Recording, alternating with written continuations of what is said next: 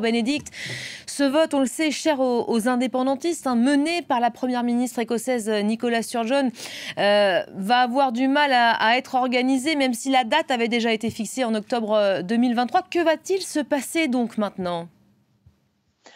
Alors, ce qui se passe maintenant, c'est qu'effectivement, il y a cette clarification et cette victoire du gouvernement britannique, c'est clair.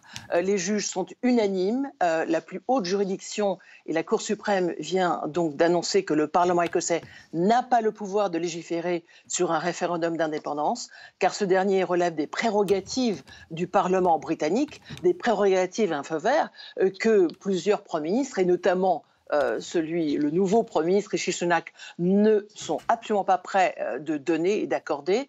Nicola Sturgeon fera une déclaration plus longue, à part ses tweets, d'ici à peu près une demi-heure. Nous verrons ce qu'elle dira. L'autre réaction qui sera très intéressante, c'est que nous aurons la séance hebdomadaire au Parlement des questions au Premier ministre. Rishi Sunak aura donc sa réaction vers 13h heure de Paris, ce sera intéressant, mais je pense qu'il se félicitera de cette victoire et de la décision unanime, et c'est important, de ces juges de la Cour suprême.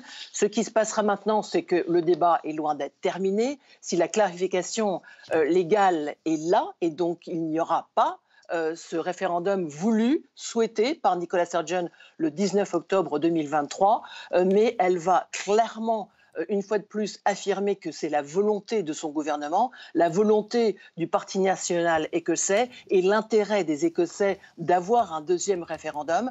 Je suis sûre qu'elle citera le fait que la majorité des Écossais ont voté contre le Brexit et qu'il y a donc 8 ans après le référendum de 2014 un grand changement et que les Écossais ont droit à la démocratie et à s'exprimer. En tout cas, la législation est claire, c'est le gouvernement britannique qui décide.